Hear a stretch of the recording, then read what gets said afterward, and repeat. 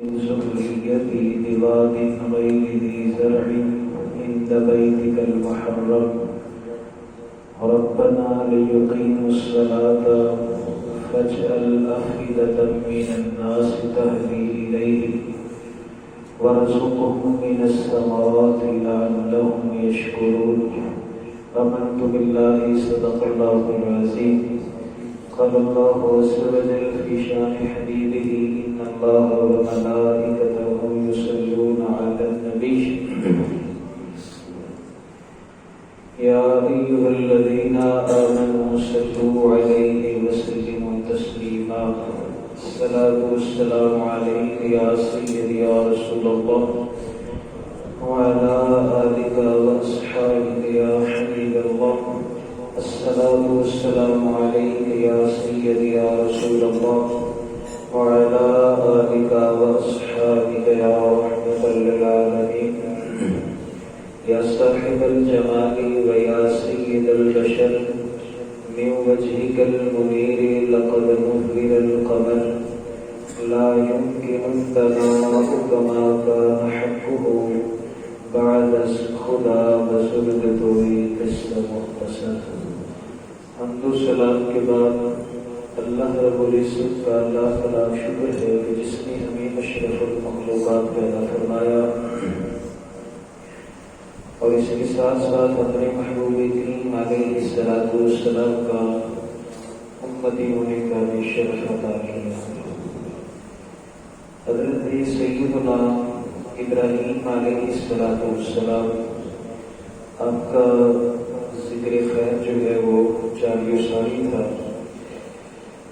جب آپ کو اللہ رب العزت نے نار نمرود سے نجات عطا فرمائی اور نمرود اس کے اندر شکست کھا گیا، بڑی طویل و عریض اس نے ایک ساتھ تک لکڑیاں جمع کر کے آگ کو جلایا تھا، 40 مربع میل چاروں طرف وہ آگ تھی، اور جب آگ کو آگ کے اندر ڈالا گیا تو اللہ تعالیٰ نے ارشاد فرمایا قلنا یا نار کونی بردا وسلاما علی ابراہیم، ہم نے آگ سے کہا کہ اے آگ ابراہیم علیہ السلام پہ ٹھنڈی ہو جا اور سلامتی والی ہو جا۔ اسی کی ترجمانی علامہ اقبال بیان نے کی تھی، آج بھی ہو ابراہیم کا ایمان پیدا، آگ کر سکتی ہے انداز گلستان پیدا۔ انسان کا ایمان کامل ہو اور اس کے ساتھ ساتھ بندے کا رب العالمین کے ساتھ پر توکل اور بھروسہ ہو تو پھر یہ وہ مقام ملتا ہے کہ اگرچہ اس بندہ مومن کو آگ کے اندر بھی ڈال دیا جائے لیکن آگ کی ضرورت نہیں کہ حضور اسلام کے غلام کو جلا سکے۔ دلو رام کوسری ایک شاعر گزرا ہے، ہندوؤں کا یہ شاعر ہے، اس نے کافی سارے شعر لکھے اور بڑا اس کا شعر و شاعری کے اندر نام تھا۔ اتفاق ایسا ہوا کہ اس کا ضمیر ایک دن جاگا اور اس نے سرکار دو عالم علیہ السلام کی کچھ سیرت مبارکہ کو پڑھا، اور جب پڑھا تو اس سے رہا نہ گیا، حضور کی بدعت کے اندر اس نے نعت لکھ دیا۔ یہ چونکہ ہندو مذہب سے تعلق رکھتا تھا اور ہندو بڑی اس کی قدر و منزلت کرتے تھے، اس کی بڑی تعظیم کرتے تھے، تو اس کا جب انتقال ہو گیا، یہ مر گیا نا، تو کیونکہ وہ بھائی ہندوؤں کے محلے کے اندر اسی جگہ پہ تھا ہندوستان کے اندر، تو ہندو سارے اکٹھے ہو گئے، انہوں نے اپنی رسم کے مطابق کہا کہ ہم لکڑیاں رکھ کر اس کو جلائیں گے۔ مسلمانوں تک یہ خبر پہنچی تو مسلمان بھی آ گئے، کہنے لگے یہ ہمارا ہے، ہمیں دے دو، ہم اسے جنازہ پڑھ کے دفنائیں گے۔ ان کا ساری زندگی یہ رام رام کرتا رہا، اور اب تم یہ کہتے ہو کہ ہمیں دے دو، یہ نہیں ہو سکتا، آپ اس کو نہیں دیں گے۔ تو جب بات زیادہ طول پکڑی نہ تو اس وقت کے مشہور و معروف قلندر وہاں پر موجود تھے، مجذوب تھے، انہیں جب پتا چلا کہ یہ آپس میں تضاد ہو رہا ہے، فساد برپا ہو رہا ہے، تو کہتے ہیں کہ ہمارا ہے، مسلمان کہتے ہیں ہمیں دے دو، اس نے ہمارے نبی کی صداقت کی، اس نے کلمہ پڑھ لیا ہوگا، تو وہ وہاں پہ تشریف لے گئے۔ یہ اللہ والے جو ہوتے ہیں نا، ان کو یہ اللہ پاک کی طرف سے بڑی ادا ہوتی ہے۔ یہ تو اس موجودہ دور کے اندر اولیاء کاملین کے مخالف کچھ زبانیں بولنے لگ پڑی، اور وہ بولی اس لیے کہ جو بتوں والی آیات تھی وہ اولیاء اللہ پہ جسم کر دی گئی۔ اللہ بتوں کے بارے میں فرمایا نا، یہ پر نہیں بنا سکتے مکھیگا، یہ نہ سنتے ہیں نہ جانتے ہیں، اسی آیت کو اٹھا کر اولیاء کاملین پہ لگا دیا کہ بھئی یہ جو اللہ والے ہیں مر گئے، یہ نہ سنتے ہیں نہ جانتے ہیں۔ بھئی یہ سنتے نہ جانتے ہوتے تو پھر بتائیے صحابہ کرام رضوان اللہ اجمعین کی سیرت پڑھ کے دیکھیں، جب مروان بن حکم مدینہ مسجد نبوی میں آیا، یہ مدینے کا گورنر تھا، مسجد نبوی میں آیا تو اس نے تربت رسول کو دیکھا، حضور اسلام کی تربت اندر جو قبر مطہر ہے اس کے اوپر ایک شخص اپنا رخسار نکال کر اس طرح کے آ کر رو رہا تھا، حضور کی تربت کے ساتھ یہ اس کا چہرہ ڈھکا ہوا ہے۔ تو مروان چونکہ اپنے کمنڈ میں تھا، اس نے آ کر یوں بالوں سے تھوڑا سا ہلا کر اوپر کیا نا، جب اوپر کیا تو رنگ فرق ہو گیا، لیکن تھر تھرا گیا کہ میں نے کس کو چھیڑ لیا ہے۔ وہ پتہ کون تھے؟ وہ ابو ایوب انصاری حضور کے صحابی تھے، جن کے گھر میں حضور نے آ کر قیام کیا تھا۔ تو اس وقت آپ جلال میں آئے اور ارشاد فرمایا، مروان سن، تو کیا سمجھتا ہے کہ میں کسی اینٹ اور پتھر کے پاس آیا ہوں؟ نہیں، میں اللہ کے محبوب کی بارگاہ میں آیا ہوں۔ یہ کیا سمجھ رہے ہو؟ بات یہ ہے کہ بت واقعی نہیں کچھ کر سکتے تھے، لیکن ان کی آیات کو اولیاء کاملین پہ آ کر جسپا کر دینا اور فٹ کر دینا یہ گمراہی ہے۔ تو وہ اللہ والے تھے، سارے معاملات تھے، اور پھر یہ معاملات ہوتے ہی ایسے ہیں، کوئی اس چیز کو پڑھے۔ بات تو یہ ہے نا کہ جنہیں تکیا نہیں وہ بولتے، جنہیں تک لیا وہ بولتے نہیں، جس نے دیکھا نہیں شور تو وہ ڈر گا۔ اور یہ تو بات وہی ہے نا کہ جب آقا اسلام تشریف فرما ہے، ابو جہل آیا اور اس نے آ کر ایک جملہ کہا، اس نے کہا نعوذ باللہ، میں نے محبت سے بدصورت کسی کو نہیں دیکھا، نقل کفر نباشد استغفر اللہ۔ تھوڑی دیر بولی تو حضرت ابوبکر صدیق آئے، حضور اسلام کو دیکھ کے عرض کی، یا رسول اللہ، اللہ کی قسم آپ سے خوبصورت میں نے کوئی دیکھا ہی نہیں ہے، آپ جیسا خوبصورت کوئی دیکھا ہی نہیں ہے۔ صحابہ پاس بیٹھے تھے، میرے محبوب شاہ فرمایا، صدیق تو نے بھی سچ کہا، ابو جہل نے بات کی، فرمایا تو نے بھی سچ کہا۔ صحابہ نے عرض کی، یا رسول اللہ یہ کیا معاملہ ہے؟ وہ آ کر آپ کی توہین کر رہے، آپ فرماتے ہیں تم نے سچ کر کے تعریف کر رہے ابو بکر صدیق کو، آپ فرماتے سچ کا۔ فرمایا میرے غلاموں، اللہ نے میرا چہرہ مثل آئینہ شیشہ کے بنایا ہے، جو آتا ہے اسے اپنی شکل نظر آتی ہے، اسے اپنی شکل نظر آتی ہے۔ تو بات یہ ہے کہ اللہ والے تھے، پہنچ گئے وہاں پہ، ہندو مسلم وہاں پہ اکٹھے، اس کی لاش پڑی ہے، جلال میں آ گئے۔ پھر مرد کلندر جب بولتے ہیں نا، پھر ایسے تو نہیں نہ بولتے، جب تک پیچھے سے حکم نہیں آتا تو اس وقت تک وہ بولتے ہی نہیں ہیں۔ میرے شاہ صاحب کا جب قادیانی سے مناظرہ ہوا تھا نا، تو اس وقت وہ لمبی ہے، اس نے کہا تھا یہ تفسیر قرآن پاک سورۃ فاتحہ کی جو تفسیر اچھی لکھے گا وہ سچا ہوگا۔ اب نے فرمایا یہ باتیں ہوتی رہیں گی، قلم کاغذ کو بھی رکھ، میں بھی رکھتا ہوں، جس کا قلم خود لکھے گا وہ سچا ہے۔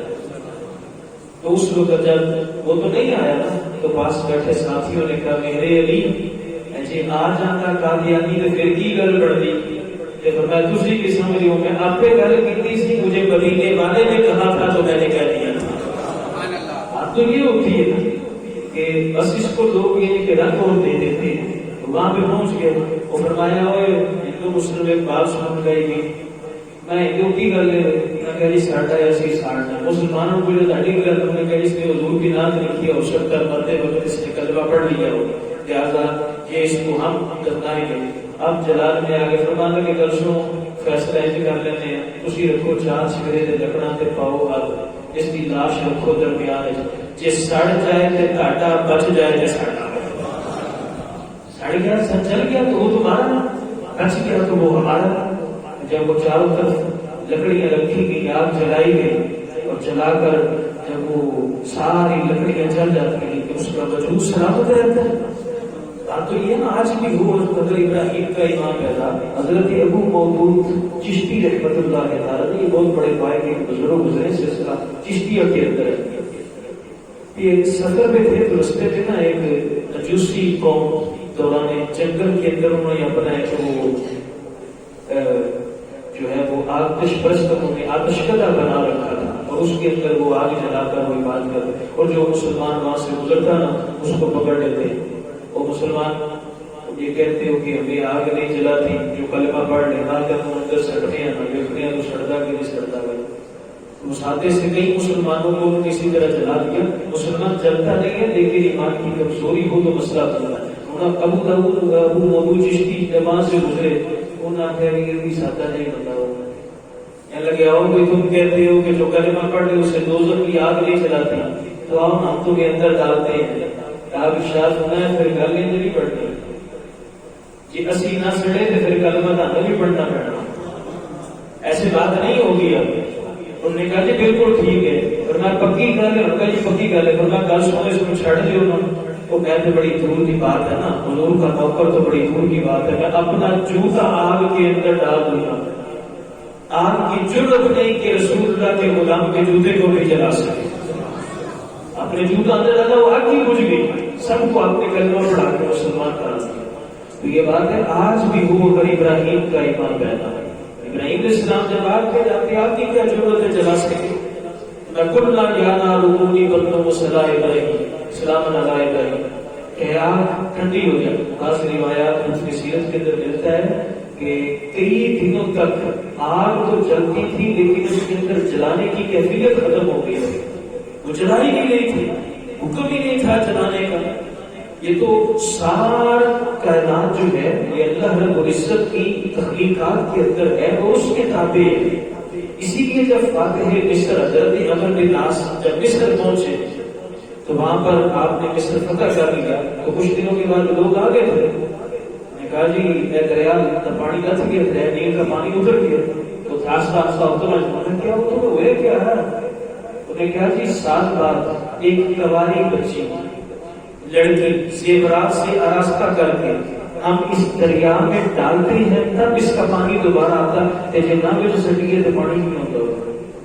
حضرت عمر بن العاص شاہ کا اسلام اس چیز کی اجازت تو نہیں نہ دیتا، یہ تو غیر مسلموں کی رسومات ہے، بھیڑ چڑھائی جائے اپنے وہ بھگوان کی بنا، یہ تو مسلمان کو نہیں جانتا تھا کسی بھی طرح۔ آپ نے فوراً کو روکا لیا اور حضرت عمر بن خطاب رضی اللہ عنہ کی بارگاہ میں یہ سوال لے کے بھیجا، حضور یہ بات ہے اب بتائیں آپ کیا کریں۔ عمر بن العاص کسی آدمی رسول تھے، لیکن ایک بات یاد رکھنا وہ بھی بات بتا سکتے تھے، لیکن جب اپنے سے بڑا علم والا موجود ہو تو پھر اس سے پوچھ بھی لیا کر، یعنی کہ اپنے کا لڑکے آخر ہماری طبیعت میں نہیں آتی تو بس تو خیر وہ جب پہنچا حضرت عمر نے ایک فکری کی، اس کے اوپر صرف ایک بات لکھی، بات پتا کیا لکھی؟ اے دریا اگر تو اللہ کے حکم سے جاری ہوتا ہے تو عمر تجھے حکم دیتا ہے جاری ہو جائے، اگر تو کسی اور کے حکم سے جاری ہوتا ہے تو عمر کو تیری پرواہ ہوئی نہیں ہے، اور میں عمر یہ جب تیرے پاس میرا یہ حکم نامہ پہنچے جا کے دریا کے اندر ڈال دینا۔ حضرت عمر کے ناس کے پاس جب پہنچا جی حضرت عمر کا حکم نامہ اپنے وہ ٹھکری دریا نیل کا پانی اتر چکا تھا، اب دریا کے کنارے میں پہنچتے ہیں، تاریخ کے لفظ ملتے ہیں آپ نے ٹھکری کو دریا میں ڈالا، ابھی تک تہ میں نہیں گئی تھی کہ پانی آ جاتا۔ تو ساری کائنات اللہ تعالیٰ نے بنائی ہے اور یہ اپنے محبوب بندوں کی نوکری کی کرتی ہے دنیا ساری۔ ابراہیم علیہ السلام آگ کے اندر گیا، وہ آگ بھاگ بن جاتی، چاروں طرف سے آگ ہے، لیکن جس مقام پہ آگ کو پھینکا گیا اس کے چاروں طرف آگ کا بھاگ ہی بن جاتا ہے، درخت اگ جاتے ہیں، پانی کا قدرتی چشمہ ابل پڑتا ہے، اور فرشتے جو ہیں وہ آ کر پنکھے جو ہے اس کے ساتھ ہوا آپ کو دے رہے ہیں۔ یہ بات ہوئی تو وہ فرعون کی نمرود کی جو بیٹی ہے اس نے جب دیکھا کہ 1-2 دن ہو گئے ہیں کہ اپنے باپ نمرود کے پاس جانے لگی، میں بھی دیکھنا چل کے ابراہیم کا کی ہوا ہے. اس نے کہا ان کی بچنا افزا ہوئی آگ اتنی زیادہ تھی اور وہ اس کی بلندی اتنی بلند و بالا تھی. کوئلہ ہو گئے وہ تو کیا دیکھے گی؟ اس نے کہا دیکھنا تو چاہیے نا، جو تیرا دشمن ہے اس کو دیکھو تو صحیح نہ جا. کبھی کیا معاملہ اس کے ساتھ بنا؟ ان کا اچھا نہیں رہتی تو چلی جائے. جب وہ اپنی وہ بڑے معلوم پوچھا تھا اس کو اوپر جا کے چڑھ گئی. اس نے دیکھا چاروں طرف تو آ گئے، درمیان میں ابراہیم علیہ السلام مسکرا رہے ہیں. ابراہیم علیہ السلام مسکرا رہے ہیں. یہ جو مقام خلت ہوتا ہے نا، خلیل والا مقام، رب کے دوست والا مقام، یہ بڑا بلند و بالا اور رفوالا ہوا کرتا ہے. تو یہ ایسے ملا بھی نہیں کرتا، یاد رکھیں یہ ایسے نہیں ملتا. حضرت ابراہیم علیہ السلام کو اللہ نے جو خلیل بنایا نا، وہ اس لیے بنایا آپ کے پاس یہ جانوروں کے بڑے ریوڑ تھے، کئی ہزار کی تعداد کے اندر بکریاں، پھر اس کے بعد گائیں ہزاروں کی تعداد میں، اور پھر اس کے اوپر اونٹ جو ہے وہ ہزاروں کی تعداد کے اندر. اور بعض روایات میں مورخین نے یہاں تک لکھا ہے کہ 12,000 کتے ان کی رکھوالی کے لیے تھے، اور ہر کتے کے گلے کے اندر 1 کلو سونے کا بٹا تھا. جی نے پوچھا حضور یہ کیا؟ فرمایا دنیا مردار ہے، مردار کے گلے میں اچھی لگتی ہے، ہم اسے اپنے پاس نہیں رکھتے. وہ فرشتوں نے ایک بار رب کی بارگاہ میں عرض کی نا، مولا یہ تیرا ابراہیم کہتا ہے کہ میرا خلیل ہے، اتنا کچھ تو نے دیا اس لیے شاید ہے. میں نہیں، وہ صرف مجھ سے پیار کرتا ہے، دنیا سے پیار نہیں کرتا. اللہ پاک بھی اب امتحان لے لو. فرشتے آ گئے، آگے ابراہیم علیہ السلام کے سامنے اللہ کرنے شروع کر دیا. آپ کی توجہ ہی فرمایا ہو ادھر آؤ پاس بنا ذرا میری یاد نہ ہو لو کہ دے گے تو کیا دے گا. فرمایا بکریاں دے جتنے ریوڑ دے سارے دے دے سب پر رب دا نام دے لو سارے تمہیں دے دوں. اب فرشتوں نے اللہ کرے فرمایا بکریوں کے ریوڑ ہے. فرشتے جو فرمایا اور بولو کہ ہو گئے لوگ اسی فرمایا گائیوں کے سارے ریوڑ جو میں دے دے. فرشتوں نے جب دوبارہ رب کی آپ نے وہ بھی دے دی. فرشتے جو فرمایا اور بولو کہ اب کیا ملے گا؟ فرمایا جو اونٹ کے ریوڑ ہے نا وہ سارے تمہیں دے، سارے اونٹ تمہیں دے دیتے ہیں. ذرا میرے یار کا نام تو لو نا، مجھے اپنے رب سے اس کا لطف ہے، اس کے نام کی اتنی چاشنی ہے، اس کے دیدار کا عالم کیا ہوتا ہے. راہل نام لو بولا پھر بولو نا یار میرا تسلسل ٹوٹ گیا ہے، وہ جو میری لہر لگی تھی رب کے نام کے ساتھ وہ ٹوٹ گئی. لیکن ہو کے جیسے فرمایا والی کتے بھی رہ رہے ہو، سارا سونا بھی تمہیں دے دیتے. رشتے کچھ دیر کے لیے اگر پھر خاموش ہو گئے. میں بولو نا انہوں نے کہا اب تو تیرے پاس رہا ہی کچھ نہیں ہے، اب کیا دے گا؟ فرمایا اتنا کچھ تمہیں دیتا کہ رکھوالی واسطے کچھ چرواہا بھی تو چاہیے نا. میرے رب کا نام لے لو، مجھے اپنا نوکر بنا لو، نوکر بنا لو. میں ان کی جو ہے وہ چرواہا بن کے میں تمہاری غلامی کر کے زندگی بسر کروں. فرشتے کو گل کی پھر نہ بس امتحان لینے کے لیے آئے تھے. ہمیں اس چیز کی اجازت ہوتے ہم تو واپس جا رہے ہیں. ابراہیم یہ سارے جانور تجھے مبارک ہو. فرمایا اے گل ہوتا کہ جی گل ہے. فرمایا پھر ابراہیم کی خلیل ایسے نہیں بنا، جاؤ جو میں نے رب کے نام پہ دے دیا واپس میں بھی نہیں لیتا، میں نے بھی ان کو آزاد کر دیا. اب تشریف لیا تو اس نے اوپر چڑھ کے دیکھا نا ابراہیم علیہ السلام اندر باغ بنا ہوا، وہ نیچے سے اوپر سے بولی ابراہیم علیہ السلام کو خاطر کیا ابراہیم. فرمایا بیٹی کیا بات ہے؟ اس نے کہا یہ کیا ہو گیا؟ چاروں طرف آگ تھی، یہ کیا ہو گیا؟ فرمایا جو میرے رب کا نام پکارتا ہے سچے دل سے یہ آگ اسے نہیں جلایا کرتی. میں آگ میں آؤں تو کیا مجھے بھی نہیں؟ فرمایا ایک پہلی شرط یہ ہے کہ رب کا کلمہ پڑھنا پڑے گا، لا الہ الا اللہ ابراہیم خلیل اللہ، یہ کلمہ طیبہ تجھے پڑھنا پڑے گا. ان کا جو پڑھنے والے پھر کچھ ہونے نہیں لگیا. اب فرمایا بالکل کچھ نہیں ہوگا تجھے. یہ جناب اس نے کلمہ پڑھا اور اوپر سے لگائی چھلانگ سیدھی آ گئی. کافر اعظم جو سب سے بڑا کافر ہے اس وقت کا، اس کی بیٹی ہے. چھلانگ لگائی، صرف ایک بار کلمہ پڑھا اس نے، چھلانگ لگائی سیدھی آئی. آگ نے کچھ بھی نہیں کیا، سیدھا اس کے لیے بھی آگ باغ بن جاتی ہے. یہ بات یاد رکھنا، 70 سمندر نے پانی نال بھی نہ لو بلیتی نہیں جانی جے کلمہ نہ پڑھے. اگر کلمہ نہ پڑھا تو یہ پلیتی کبھی نہیں جائے گی. خیر وہ آگے اب وہ اس نے جب دیکھا کہ یہ سارا معاملہ ایک ہوتا ہے بات سنی ہوئی، ایک ہوتا ہے خود تجربہ کیا ہو، جو خود تجربہ ہوتا ہے نا اس کے اوپر بندے کا یقین بڑا کامل ہو جاتا ہے۔ اب وہاں سے آگ سے پیدل باہر آتی ہے، نمرود نے دیکھا نا کہ یہ تو ادھر سے نکل وہ یہ کیا ہوا؟ اس نے کہا ابا ساری زندگی تجھے خدا مانا، پتہ چلا آج حقیقی خدا کون ہوتا ہے۔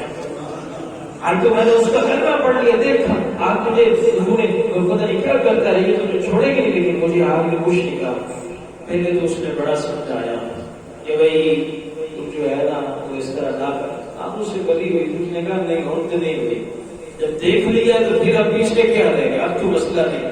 اسی لیے بلال حبشی کو جب وہ امیہ بن خلف یہ تپتے ہوئے صحرا پہ لٹا کر چھاتی کے اوپر جب پتھر رکھ دیتا تھا نا تو اس وقت بھی آپ احد احد اللہ اللہ پکارتے تھے، تو حضرت ابوبکر صدیق بھی قریب سے گزرے تھے، آپ کو رہا نہ گیا، آزاد کروانے سے پہلے کی بات ہے، اور میں بلال تکلیف برداشت کرنا تو چپ کر جا، تو بولے گا تو یہ تجھے اور تکلیفیں دے گا، تو تو خاموش ہو جاتا، ہم اللہ نے دی ہمیں وسعت دی تو ہم تمہیں آزاد کروا دیں گے، پھر جتنا جی چاہتا ہے گالیاں بولتے ہیں، اب تو چپ کر جا۔ اس وقت بلال حبشی نے یہ جواب دیا کہ صدیق جس کی آنکھوں نے رخ مصطفیٰ دیکھا وہ چپ کیسے رہ سکتا ہے، وہ تو چپ رہ ہی نہ سکتا۔ اب اس نے بھی کہا بیٹے نے نہیں، تو نمرود نے کہا کہ چلو اس کو تکلیف دیتی ہے، تو اس نے نا وہ اس کو لٹا کر چار میں تھی، دو ہاتھوں میں دو پاؤں میں جب گاڑنے لگا نا تو اس کی نظر آسمان کی طرف ہوتی اور اس کہتی یا اللہ کلمہ تو تیرا میں نے پڑھ لیا، عذاب سے تو بچا لے۔ اللہ فرمایا جبریل اس کو اٹھا ابراہیم علیہ السلام کے پاس بھیج دے، اس کو اٹھایا ابراہیم علیہ السلام کے پاس۔ ابراہیم علیہ السلام نے مدین سے اس کا نکاح فرمایا اور اس سے 20 بیٹے پیدا ہوئے، 20 کے 20 کو اللہ نے مقام نبوت عطا فرمایا، خود بصیرت کے ذریعے بات۔ اب ابراہیم علیہ السلام جب دار نمرود سے باہر تشریف لائے، لوط علیہ السلام بھی آپ کے ساتھ تھے، سارا آپ کے چچا کی بیٹی وہ بھی آپ کے ساتھ تھی، اور بھی کافی سارے لوگوں نے پھر کلمہ طیبہ پڑھ لیا، کلمہ شریف پڑھ لیا، تو آپ نے وہاں پر پھر رہنا مناسب نہیں سمجھا، کیونکہ نمرود نے یہ بات کہی تھی۔ پہلے تو وہ مطمئن بھی تھوڑا بہت ہو گیا تھا، لیکن دولت کے نشے نے آ کر اس کو بہکا دیا، اور پھر ایسا بہکایا نا کہ لگا اچھا بڑی طلب کی بات ہے تو میں کرنے لگا ہوں، کہ لگا اچھا اب میں ناؤز باللہ تیرے رب کو بھی ختم کروں گا۔ اب اس نے اپنی فوج کو بلایا اور بلا کر تیر آسمان کی طرف بلند کیے، پھینکے تیر، کہ میں اب تیرے رب کو بھی جو ہے وہ ختم کر دوں گا۔ جب یہ تیر اوپر گیا تو اللہ پاک نے فرمایا جبریل ان تیروں کے جو پھل ہے نا لوگ ہیں اس کے اوپر مچھلی کا خون لگا کے واپس بھیج دے، اسے ناکام نہیں ہونے گا۔ وہ تیر کے ساتھ جب خون لگ کے واپس آیا نا تو اس نے جشن منایا کہ میں نے ختم کر دیا۔ ابراہیم علیہ السلام جلال میں فرمایا تو کرنا سکھا لیا، اور رب کی فوج بھی آ رہی ہے، اب آ رہی ہے رب کی فوج، کہ وہ کون سی ہے؟ پھر اللہ پاک نے مچھروں کو بھیجا، ایک ایک مچھر نے ایک ایک نمرودی سپاہی کا کام تمام کیا تھے۔ نمرود کی جو باری آئی تھے لنگڑا مچھر، یہ تکبر کا آخر میں یہ ہوتا ہے، انجام ہوتا ہے، بندہ بڑا بڑا میں تو بڑا ہے ہوئی میں بھی کر دے، 100 بھی کر دے، 100 بھی ہو جیسی بندے تو تکبر کس بات پہ کرتا ہے؟ بزرگ فرماتے ہیں کس چیز پہ اتراتا ہے؟ دن میں 4 بار کا تو اپنا بخانہ اپنے ہاتھ سے صاف کرتا ہے، کیا تو بڑا پھرتا ہے میں بڑی گناہ بڑے ہوئے۔ تو اب وہ لگڑا مچھر آیا، اس کے ناک میں داخل ہوا، دماغ میں آ کے بیٹھ گیا۔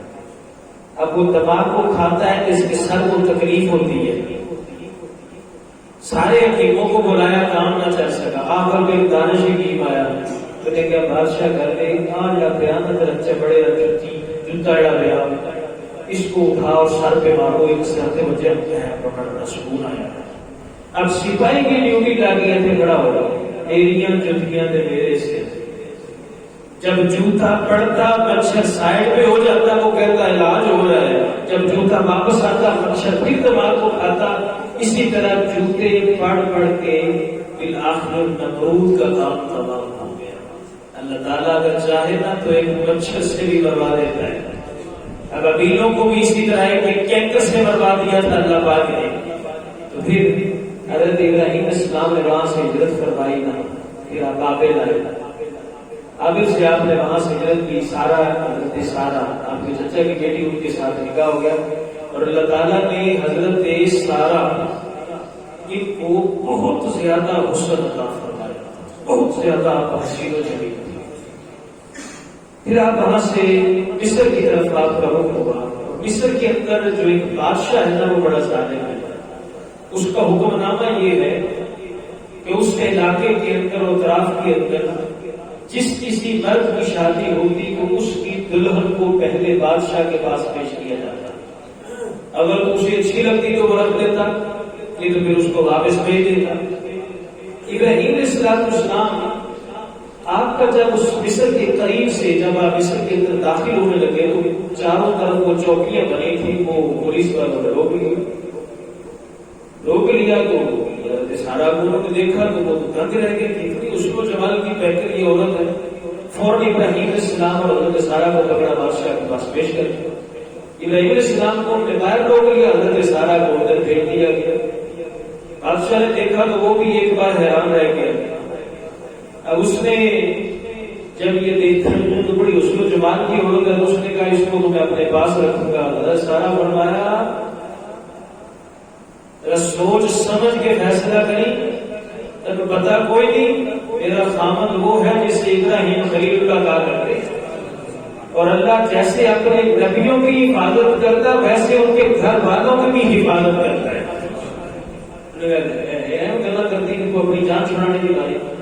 ابراہیم علیہ السلام باہر بیٹھے. آپ کو جب خطرہ لائق ہوا آپ نے اللہ بول کر کہہ کے نماز کی نیت باندھی. اللہ پردے چھوٹے دیتے بیٹھے بار مالک آپ کا سارا دیکھتے, سارا دیکھا جا رہا ہے. اس نے اپنا جو ہاتھ اٹھایا حضرت سارا کی طرف. اللہ کے ایک بندے ہیں, یہ تو ہم ہے نا جن کا ایمان متزلزل ہو جائے, تیری سوچی بہنے میں پتہ نہیں ہوئے گا کوئی نہیں. آگے بسم اللہ پڑھ کے دریا سے چھال مار دے تو بندہ پار لگ جانا. جب اس کی بندوق کا آگے تو بھی مارو نے کہ رسی باندھ تو شاید جب بھی نہ جانا بھائی. یقین کامل ہو تو بات بنتی ہے نا. اس نے ہاتھ اٹھایا نا تو اس پورے ہاتھ کو جسم کو فالج پڑ گیا. چیخ پڑا تو مجھے جادوگرنی لگتی ہے. جادوگرنی نہیں, یہ میرے رب کا کمال ہے. اللہ تعالیٰ اپنے پیاروں کی عزت و ناموس کی خود حفاظت کرتا ہے. کہنے کا اچھا جب دعا کر اپنے رب سے اللہ تعالیٰ مجھے آرام دے دے. حضرت سارا نے دعا کی, ٹھیک ہو گیا. انہوں نے کہا ایسے ہی ہو گیا اس میں, چلو دوبارہ اس نے ہاتھ بھائی رابع بس نہیں ہے نا, تو آپ رات کو عبادت کریں. چور اندر بڑھا ہے, دروازہ کھلا تو چور اندر آ گئے. جب اندر ہے تو سارا کچھ اندر بند ہے. جو بھی ان کے گھر کے اندر سارا کچھ باندھ لیا. وہ بند کے گٹھی بند کے جو ٹوٹ گیا دروازہ ہی کوئی. دروازہ کدھر گیا؟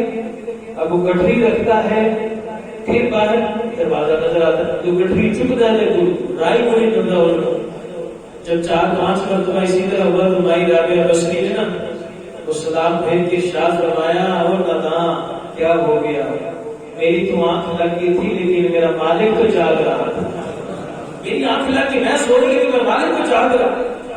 وہ رب دیکھ رہا ہے. 3 مرتبہ اسی طرح ہوا. وہ 3 مرتبہ اس نے ہاتھ ڈالا, پھر اس کا پورا وجود. 4تھی مرتبہ آپ نے دعا کی تو خیر اس نے کہا کہ اب میں تیری طرف بری نظر سے نہیں دیکھوں گا بلکہ تجھے اپنی طرف سے کنیز دیکھا. بعد میں لکھا ہے کہ وہ بادشاہ نے اپنی بیٹی حضرت سارا کو تحفے کے اندر دی, اور آپ وہاں سے لے کر کنیز کو جب باہر نکلتی ہیں تو ابراہیم علیہ السلام آگے تشریف فرما ہے.